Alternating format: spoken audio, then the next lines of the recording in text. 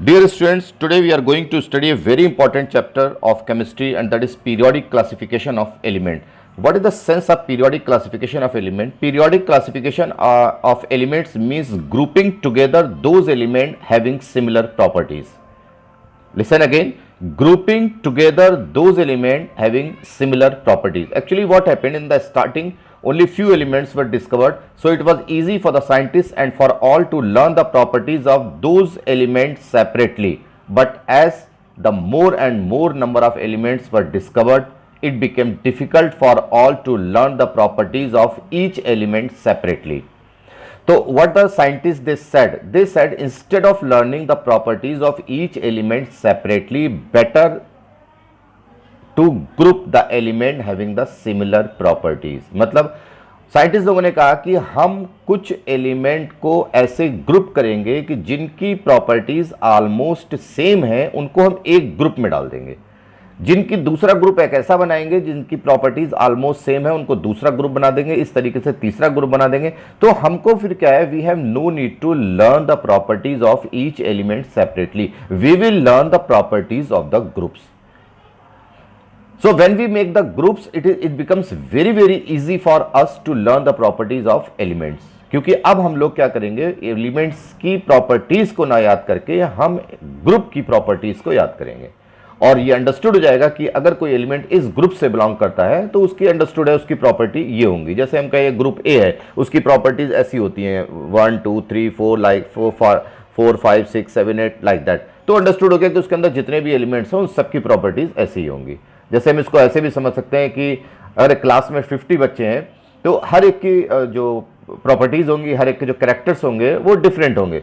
और ऐसे में क्या है कि if we want to know, if we want to identify the characters of each student separately, तो हम क्या करेंगे कि हम उनकी सेपरेट स्टडी नहीं करेंगे, बल्कि क्या करेंगे, हम लोग ग्रुप करेंगे. तो 50 स्टूडेंट्स को हमने क्या किया, 5 के 10 ग्रुप्स में डिवाइड कर दिया. एक का नाम दिया group A, group B, group C, group D, group E, like that. हमने ग्रुप ए में वो बच्चे रखे जो बहुत ही पढ़ने में अच्छे थे, they are very studious and they are very good in studies. तो 5 student if we keep in the group A, तो अगर कोई कहता है कि ये ग्रुप ए का बच्चा है तो अंडरस्टूड हो गया कि वे ग्रुप ए के बच्चे सारे अच्छे हैं. तो अब हमको उन 5 बच्चों की सेपरेट स्टडी नहीं करनी है, हम बस ग्रुप ए की स्टडी करेंगे. ग्रुप ए के जो बच्चे हैं उनकी ये प्रॉपर्टीज हैं. In the same way group B में हम वो बच्चे रखेंगे जो बहुत नॉटी हैं. तो 5 स्टूडेंट वी आर कीपिंग, तो उनकी 5 की अलग अलग प्रॉपर्टीज हमको लर्न करने की जरूरत नहीं है. We have no need to learn the characters and properties of these students separately. हम क्या करेंगे, हम कुछ जनरल प्रॉपर्टीज लिखेंगे कि ग्रुप बी के जितने भी स्टूडेंट्स हैं उनकी जनरल प्रॉपर्टीज ये हैं. ऐसे group C, group D, in the same way elements also they were grouped together.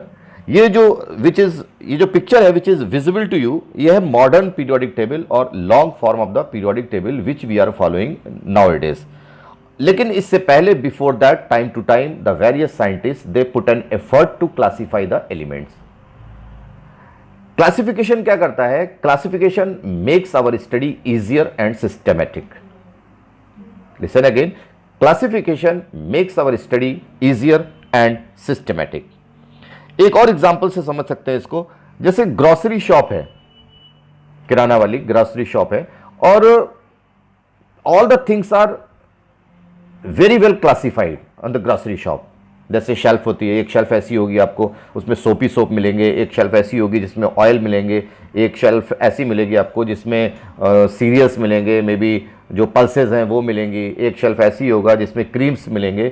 ऐसे ही मेडिकल स्टोर है, मेडिकल स्टोर में भी जो मेडिसिन हैं दे आर वेल क्लासिफाइड. ठीक है, वन शेल्फ में हो सकता है बच्चों वाली मेडिसिन हो, सेकंड शेल्फ में हो सकता है पेन रिलीविंग मेडिसिन हो, थर्ड में मान लिया कोई ऑइंटमेंट रखे हुए हो. तो जैसे कोई person, if a person goes to the medical store and ask कि गिव मी दैट मेडिसिन, तो that shopkeeper does not have a need to find that medicine everywhere in the shop. Why? Because the things are classified. एक particular medicine एक particular shelf में रखी होगी. अगर किसी को पेन रिलीविंग मेडिसिन चाहिए तो वो एक पर्टिकुलर शेल्फ में जाएगा और पेन रिलीविंग मेडिसिन निकाल के उसको दे देगा. तो इसका मतलब ये हो गया कि जो भी पेन रिलीविंग मेडिसिन है he kept on one place only. सारी pain relieving medicine kept on the one place. जितनी बच्चों वाली मेडिसिन है वो एक पर्टिकुलर जगह पे रखी होंगी. ऐसा नहीं होगा कि बच्चों वाली मेडिसिन हर तरीके की वो पूरे के पूरे मेडिकल स्टोर में स्कैटर्ड है. No, the things are classified, things are grouped together having the similar properties. आप ऐसे सोचिए किराने वाली शॉप है और उसमें रात में 2 बिल्ली और 2 बंदर घुस गए रात में अंदर और सारी चीज़ों को सब हौच पौच कर दिया, सब मिक्स कर दिया, मिक्स कर दिया उसको, और मिक्स करने के बाद में सब स्कैटर्ड हो गया, each and everything is scattered. और in the morning somebody comes and says that give me the Godrej number 1 soap. It was easy for the shopkeeper to give the Godrej number 1 because things are scattered here and there. It is very, very difficult because he will search here and there. But again, he will take the time and he will classify the things. He will keep all the soaps on one shelf so that if somebody asks that give me the Godrej number 1 soap, then he will go that particular place and he will find out that soap and he will provide. So that is the concept of classification. Classification makes our study easier and systematic.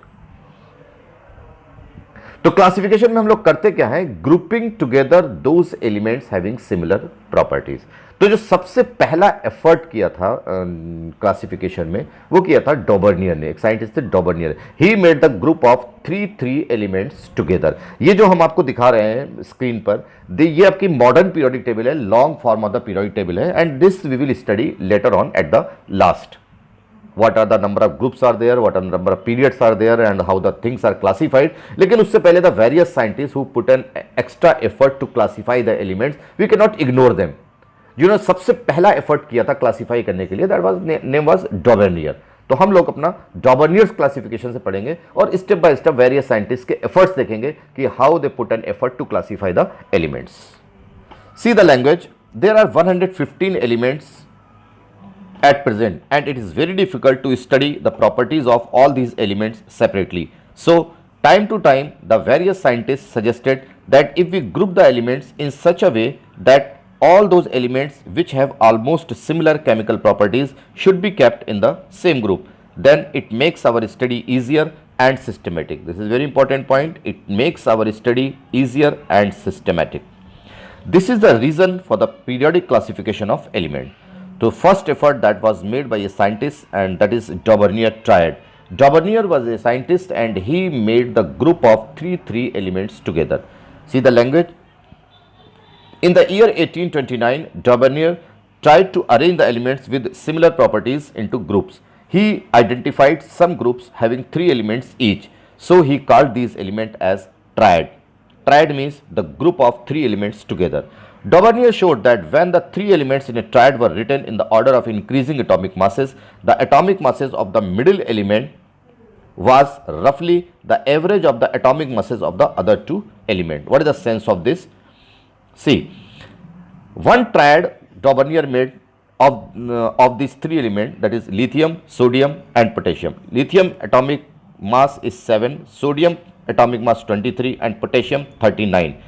It means Daubernier arranged these 3 elements in the order of increasing atomic mass. सबसे छोटा atomic mass 7, then 23 and then 39. And after arranging these 3 elements together, a very interesting pattern he got to know.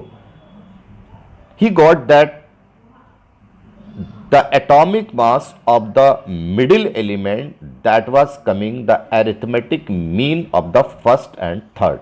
It means the first element is 7 and the third element is 39.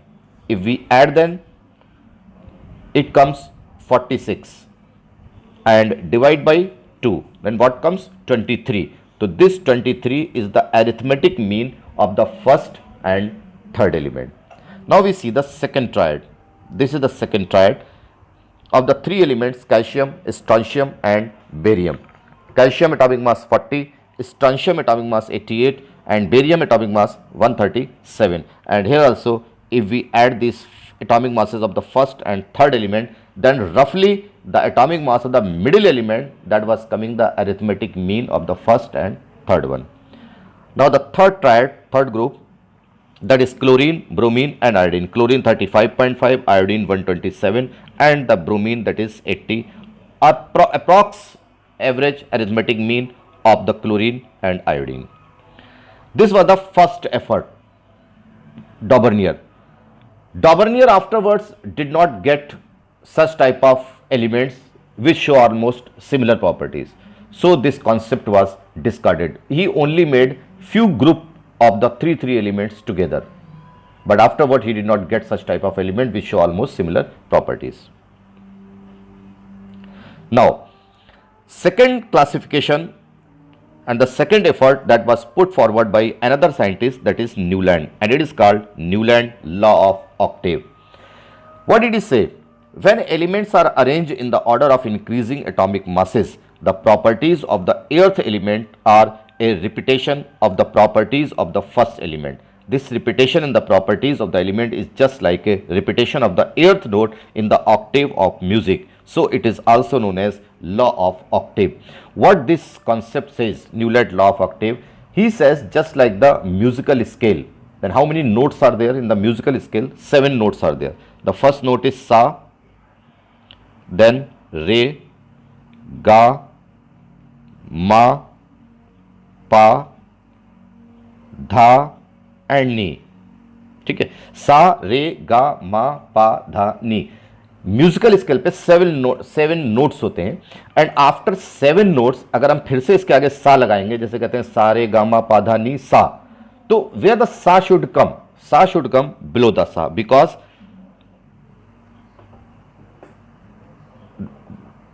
the voice of both the sa's are same.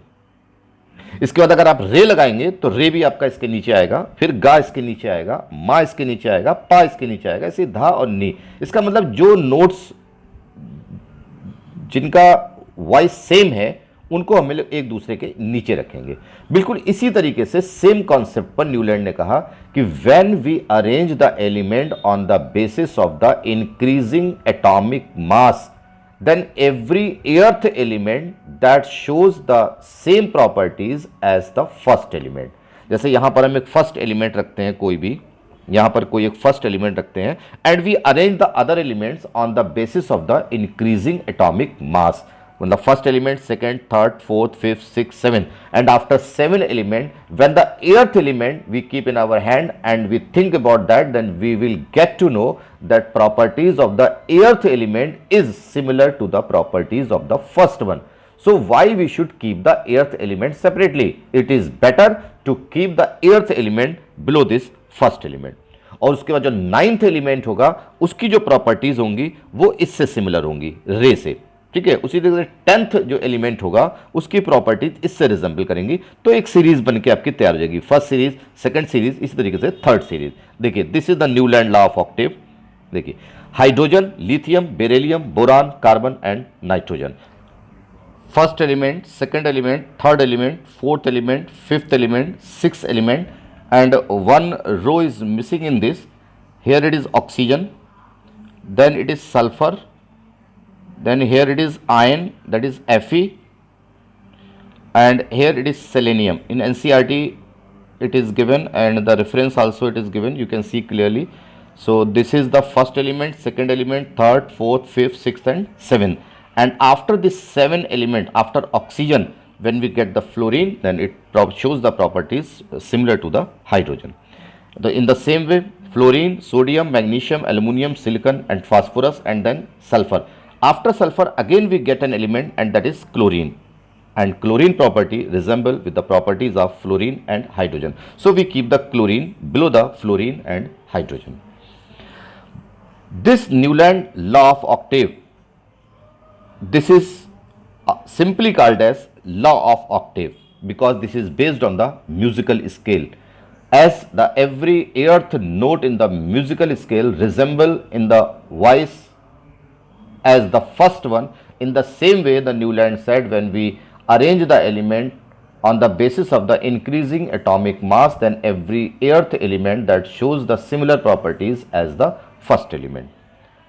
We can see the language. When the elements are arranged in the order of increasing atomic masses, the properties of the earth element are a repetition of the properties of the first element. This repetition in the properties of the element is just like a repetition of earth note in the octave of music. So it is also known as law of octave. Now limitation. This concept was also discarded, rejected. Why? First point, it was found that the law of octave was applicable only up to calcium, as after calcium every earth element did not possess the properties similar to the first one. What is the mean of this? Here it is calcium, this is the calcium. Up to calcium, जैसे this series full, and from here to here up to calcium nicely he classified and he arranged the element on the basis of the musical scale.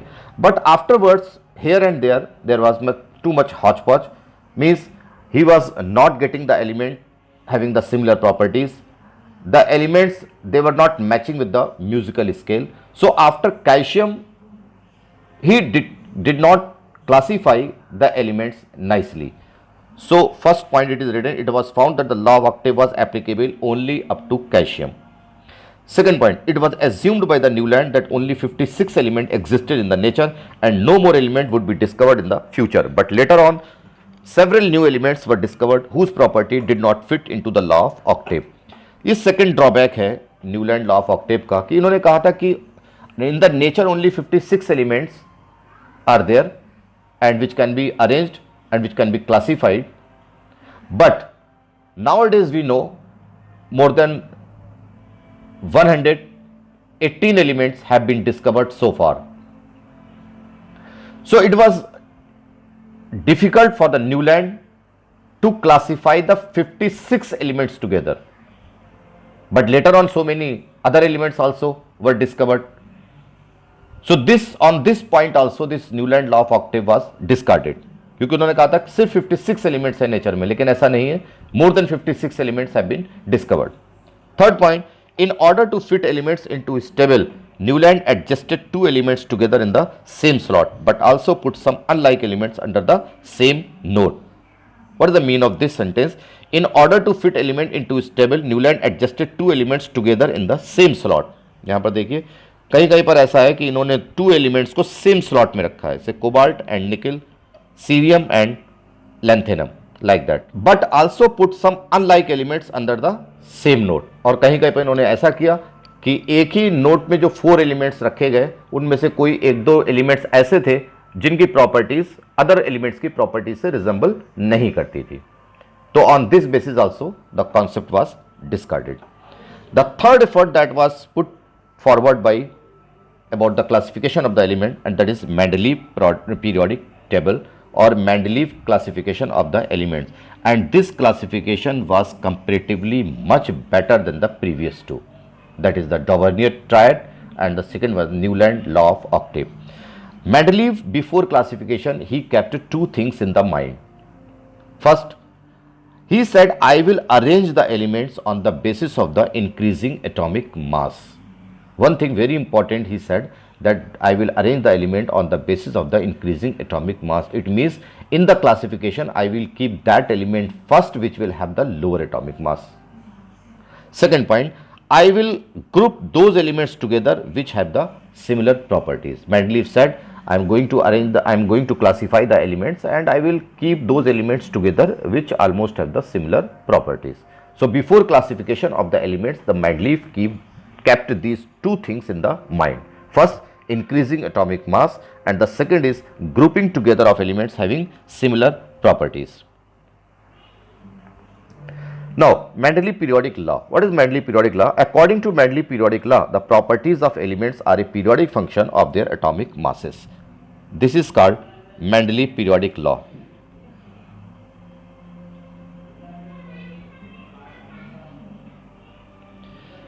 The properties of elements are a periodic function of their atomic masses.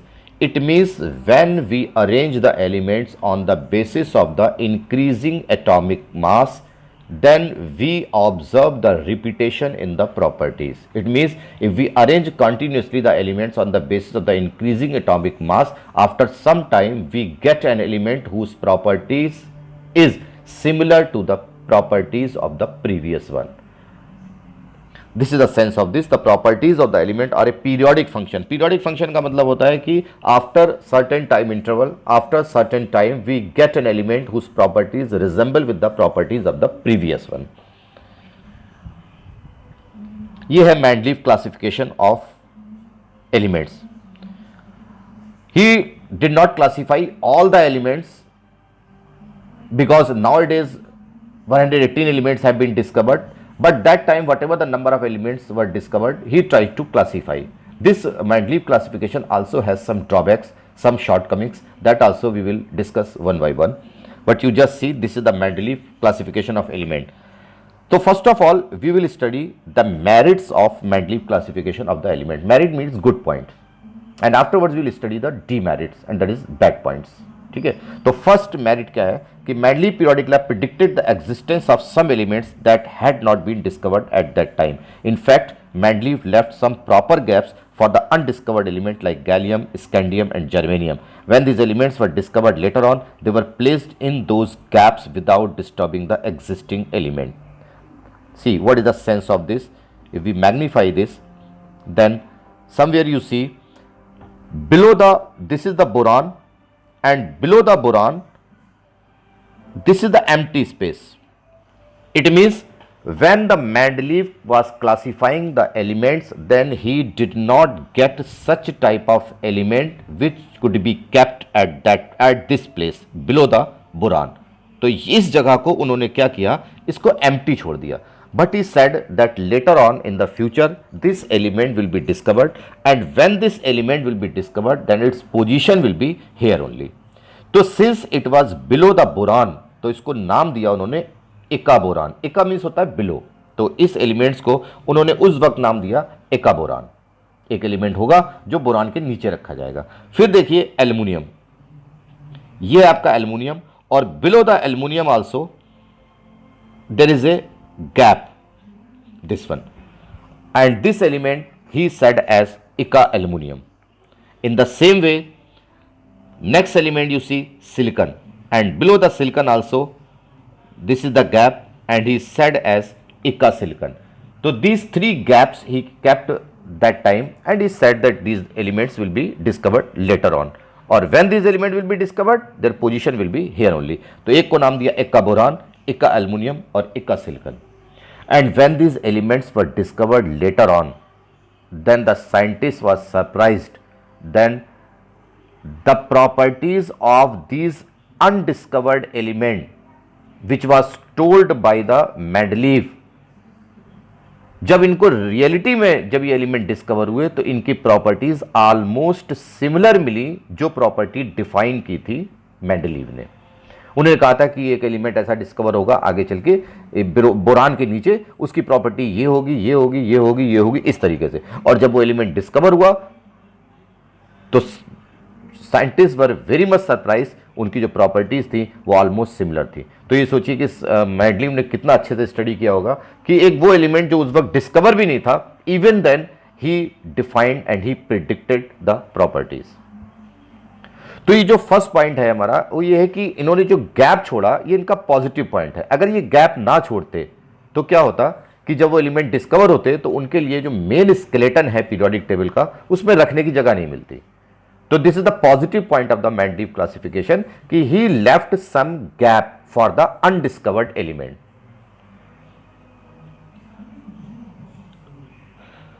So again I am reading the first point. Mendeleev periodic lab predicted the existence of some elements that had not been discovered at that time. In fact, Mendeleev left some proper gaps for the undiscovered element like gallium, scandium and germanium. उन्होंने नाम दिया था एका boron, एका aluminium and एका silicon. Second point, Mendeleev periodic table could predict the properties of several elements. उन्होंने कहा कि मेंडलीव ने बहुत सारे एलिमेंट्स की प्रॉपर्टीज को प्रिडिक्ट किया था. तो Mendeleev periodic table could predict the properties of several elements like gallium, scandium and germanium. इनकी प्रॉपर्टीज को एक्सप्लेन कर दिया था on the basis of their position in the periodic table. These predicted properties were found to be almost same as actual properties when these elements were discovered later on. Means जब इन elements को discover किया गया तो ये पता चला कि those property which was told by Mendeleev and those property which in reality the scientists found they were almost similar. ठीक है. Previously Mendeleev used the name as undiscovered elements like Eka boron, scandium, Eka aluminum, gallium and Eka silicon, germanium.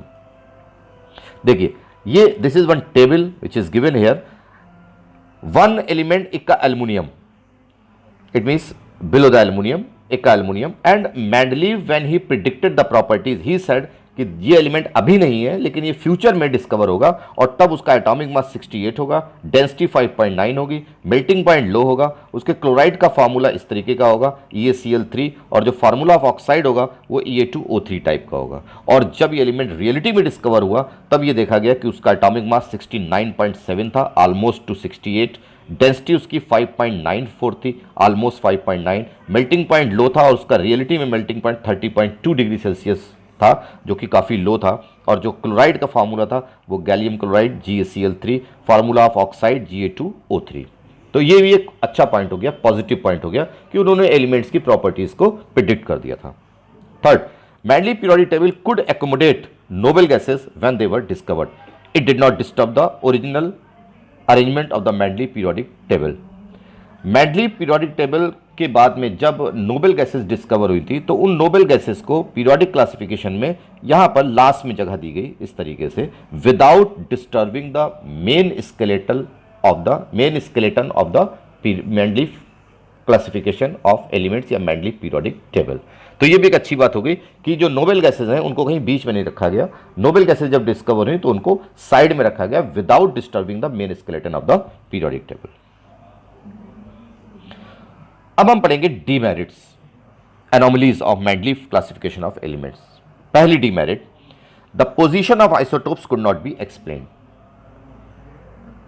First demerit है कि Mendeleev did not explain the position of isotopes. What is the sense of this? जैसे hydrogen है, hydrogen exists in the nature in the three isotopic form. First one is 1H1, second is 1H2 and the third one is 1H3. Why they are called isotopes? Because all they have the same atomic number, this and this. They have the same atomic number 1, 1, 1, but they have the different atomic mass 1, 2 and 3. Since before the classification Mendeleev said, I am arranging the elements on the basis of the increasing atomic mass. So he should keep these isotopes of the hydrogen separately because these three isotopes of the same element, that is hydrogen, they have the different atomic mass. तो उनको क्या करना चाहिए था? उनको ये करना चाहिए था कि इस तरीके से क्लासिफिकेशन करना चाहिए था कि 1H1 को एक खाने में रखते, 1H2 को सेकंड फ्रेम में रखते और जो थर्ड है 1H3 उसको थर्ड फ्रेम में रखते। ये करना चाहिए था उनको, क्योंकि एक साइड पे उन्होंने कहा था कि I will arrange the element on the base of the increasing atomic mass. तो फिर 1H1 पहले, 1H2 बाद में, 1H3 फिर later on. But he did not do like that. He kept all the isotopes of hydrogen 1H1, 1H2 and 1H3 all he kept on one place only. उन्होंने क्या किया कि एक कॉलम बनाया, एक फ्रेम बनाया और कहा कि I will keep the hydrogen at this place only, having the atomic number 1. यहीं पर 1H1 भी आ गया, 1H2 भी आ गया, 1H3 भी आ गया। तो दो कंट्रोवर्शियल एक्सप्लेनेशन हो गए कि एक तरफ उन्होंने कहा कि I will arrange all the elements on the base of the increasing atomic मास, और दूसरी तरफ उन्होंने जितने भी आइसोटोप्स थे having the different atomic masses उनको एक साथ रख दिया। तो ये इनकी फर्स्ट डीमेरिट हो गई, the position of isotopes could not be explained. Second है, wrong order of atomic masses of some elements could not be explained. What is the sense of this? He said I will arrange the element on the basis of the increasing atomic mass, लेकिन कहीं कहीं पर थोड़ी problem हो गई। क्या problem हुई? Just we see the periodic table. See, this is iron, cobalt and nickel. So what did he say? I am going to arrange the element on the basis of the increasing atomic mass. मतलब that element I will keep first which has the lower atomic mass. लेकिन इन्होंने क्या किया? 55.8, 58.9, 58.7. अब देखिए 55.8 के बाद 58.9 है, इट्स ओके, लेकिन 58.9 जो थे वो इन्होंने पहले कर दिया और 58.7 इन्होंने बाद में कर दिया। तो he broken his own rule. He said कि I will arrange the element on the basis of the increasing atomic mass. तो फिर इन्होंने cobalt having the atomic mass 58.9 इसको पहले क्यों रखा, और निकल हैविंग द एटॉमिक मास 58.7 इसको बाद में क्यों रखा? ये भी इनके साथ प्रॉब्लम थी, क्योंकि इन्होंने दो बातें कही थी कि I will arrange the element on the basis of the increasing atomic मास, और दूसरी बात इन्होंने कही थी grouping together those element having similar properties. मतलब मैं दो चीजों को ध्यान में रखूंगा, एक बात यह कि मैं एलिमेंट्स को उनके इंक्रीजिंग एटॉमिक मास के इंक्रीजिंग ऑर्डर में अरेंज करूंगा, और साथ ही साथ उन एलिमेंट को साथ साथ रखूंगा जिनकी प्रॉपर्टीज ऑलमोस्ट सेम है। तो देखिए, आयन की properties resemble with the properties of ruthenium, cobalt properties resemble with the properties of rhenium, nickel properties that resemble with the properties of palladium. तो ये हो गया grouping together those element having similar properties. Iron resemble with ruthenium, cobalt resemble with rhenium and nickel resemble with the palladium. अगर वो ऐसा करते कि निकल को यहां कर देते, निकल को यहां कर देते और कोबाल्ट को यहां कर देते, तो क्या प्रॉब्लम होती? ये जो निकल है, it's property does not resemble with the rhenium, और अगर कोबाल्ट को यहां रखते तो कोबाल्ट की property does not resemble with the palladium. तो एक रूल जो है इनका ब्रेक होना था, चाहे वो इंक्रीजिंग एटॉमिक मास का हो और या grouping together the elements having the similar properties. तो उन्होंने अपना एक रूल को ब्रेक कर दिया कि इंक्रीजिंग एटॉमिक मास को, लेकिन दूसरे रूल को एज इट इज रखा कि arranging the elements in such a way that those elements having similar property can be kept together। तो ये हो गया second point. Third demerit, a correct position could not be assigned to hydrogen in the periodic table। Actually for the hydrogen there is a problem। Hydrogen shows the properties of the two groups। Hydrogen resemble in the properties with the alkali metals and halogens। Alkali metals is a group in the modern periodic table we will study, and halogens also they are that is a group। तो जो hydrogen है वो alkali metal से भी match करता है और halogen से भी मैच करता है। And for the Mendeleev it was very very difficult where to keep hydrogen, क्योंकि 50% प्रॉपर्टी हाइड्रोजन की जो है वो एल्कली मेटल से रिजेंबल करती थी और 50% प्रॉपर्टीज जो है वो हैलोजन से रिजेंबल करती थी। तो for this reason he could not keep the hydrogen in the on the proper place. But now it is also in the modern periodic table which we are studying, in that also this is the problem. Hydrogen is not given a proper place. Many of the scientist they say that hydrogen resemble with the alkali metal, so it must be kept with the alkali metal। Then the other scientists they say hydrogen shows a large number of the properties similar to the halogen, so hydrogen must be kept with the halogen। तो इस problem को solve करने के लिए क्या किया गया, जो मॉडर्न पीरियोडिक टेबल्स आ रही हैं उनमें हाइड्रोजन को सेपरेटली एट द टॉप पर प्लेस दिया गया, बिल्कुल ऊपर टॉप पर हाइड्रोजन को सेपरेट रख दिया गया। But that is also not the solution, क्योंकि ऐसे तो हर एलिमेंट को हम लोग अलग अलग चिपका देंगे। That is not the sense of classification. Classification का सेंस है we give a proper place to each element in the main skeleton of the periodic table. तो ये हो गई मैंडलीव्स की मेरिट्स एंड डीमेरिट्स।